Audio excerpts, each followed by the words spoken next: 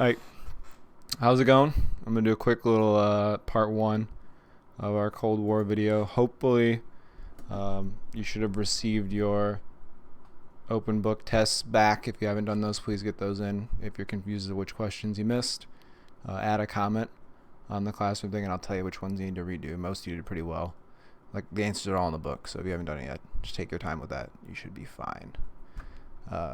So we finished World War II. And we have to talk about sort of what was going on after this war. So the Nuremberg trials are when they put these Nazi officials, people who were involved in World War II, right, on trial, charged with crimes against humanity. And it turns out that, a lot of these people, they kind of ranges. So there were German, members of the Nazi Party who were arrested. They were thrown into camps in the United States, prison camps where they were exposed to some of the footage and actual evidence of things that were happening in concentration camps. And to a lot of them, it was actually kind of surprising. So not everyone in Nazi Germany understood or had sort of the information available to know what was really happening within all of Germany. And some of them are shocked to have seen the Holocaust, things that were happening to Jewish people.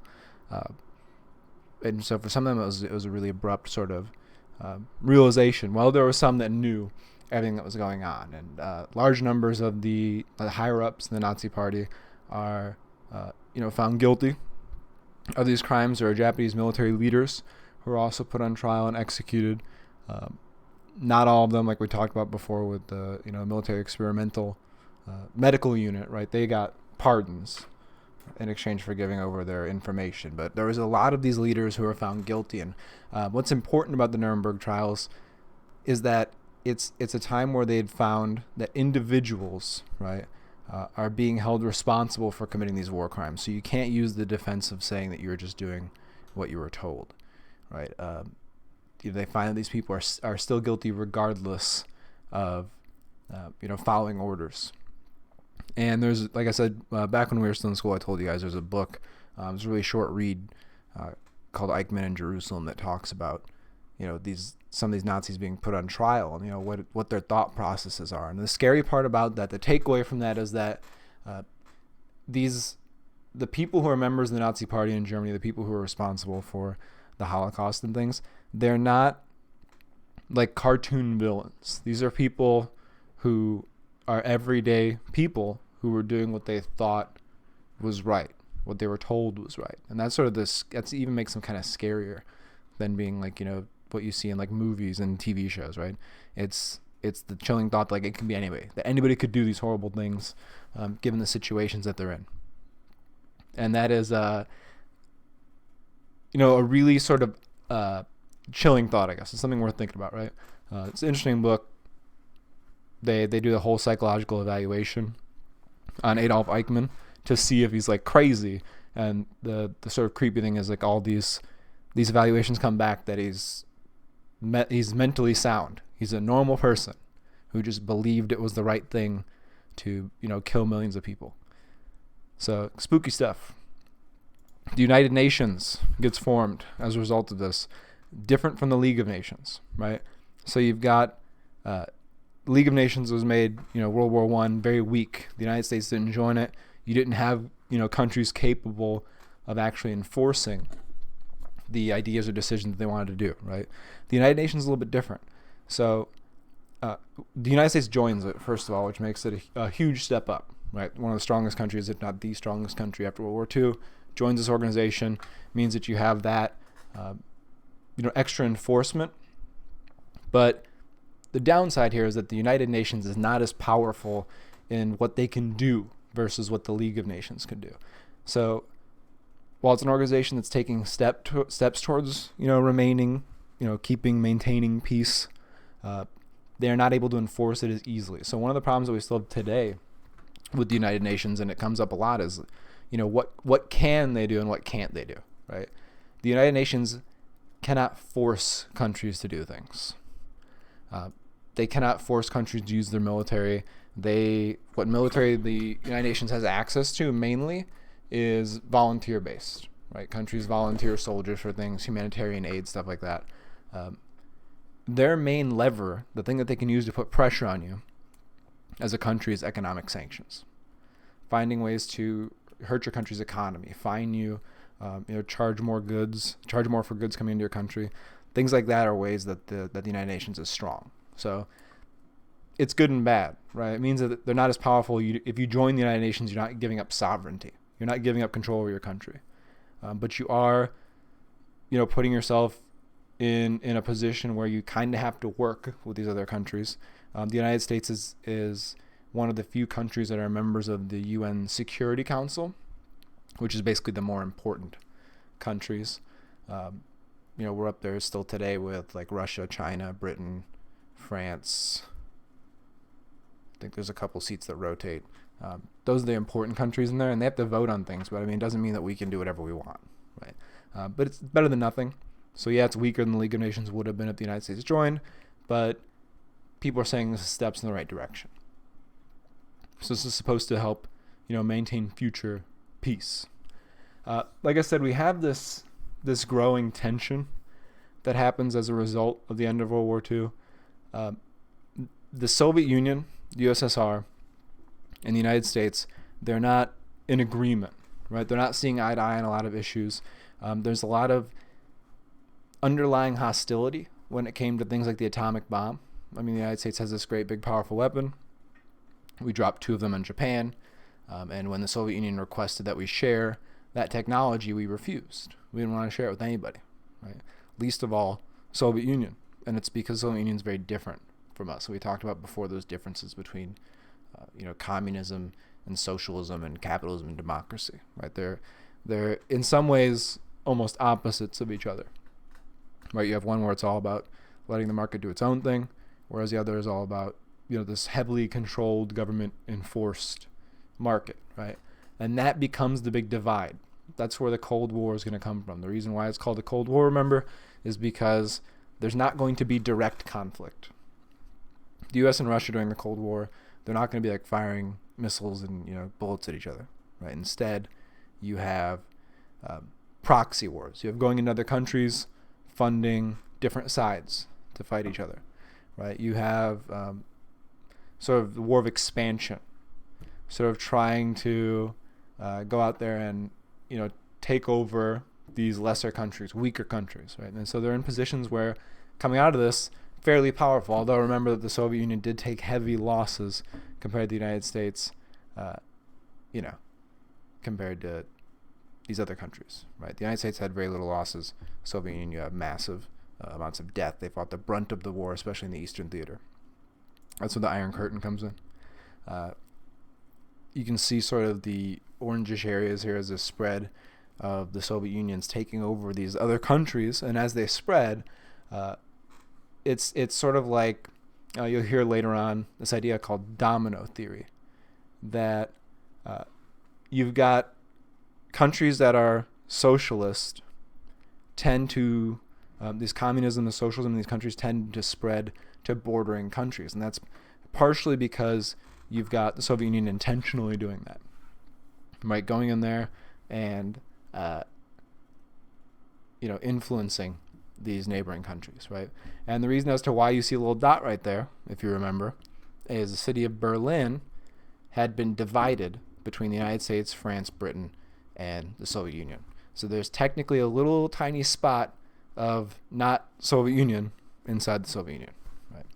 And this, the United States policy in response to this is one that you hear referred to as, containment. This idea of like keeping the spread of communism from going into other countries. And so we're trying to sort of bolster or reinforce countries that are on these borders. And what that means, unfortunately, for a lot of, the American economy is we're going to spend a lot of money helping these countries, right? We want to make sure that they stay, with democracy and capitalism and, not succumbing to this communism by essentially bribing them or propping up their country's economy, which can get pretty costly, right? We'll talk about some specifics as we talk about, when you look at Greece, right?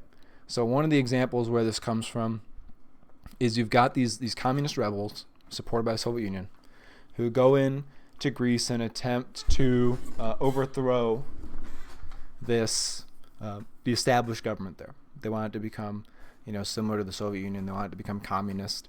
And the United States ends up sending hundreds of millions of dollars in aid to both Greece and Turkey under the idea that it's important to fund any country that's fighting communism. So this becomes known as the Truman Doctrine. And the idea here is like, yes, it costs you money now. It costs the United States money to tackle these issues here. But they're thinking in the long run that this pays off, right? That if you give Greece a lot of money now and they don't become communist, then you have another ally against Russia if there was ever potentially another world war or a large conflict, right? Something like that. So it's kind of a way of bribing these countries. It's a very costly way of doing it. But this was heavily supported by the U.S. government. The Truman Doctrine was pretty popular at the time. And our economy is doing really well because World War II left so much devastation. The United States being relatively well off means people who are looking for goods, they're coming to America, right? They're buying from us. Countries we loan money to, heavily indebted to the United States, right? So much so that we can also throw in along with this the Marshall Plan, right? We needed to continue to have open trade with Europe. We wanted to promote them, still buying goods from us, right? And so the Marshall Plan is one where the United States is going to give billions of dollars in loans to European countries in an attempt to help their economy recover, right?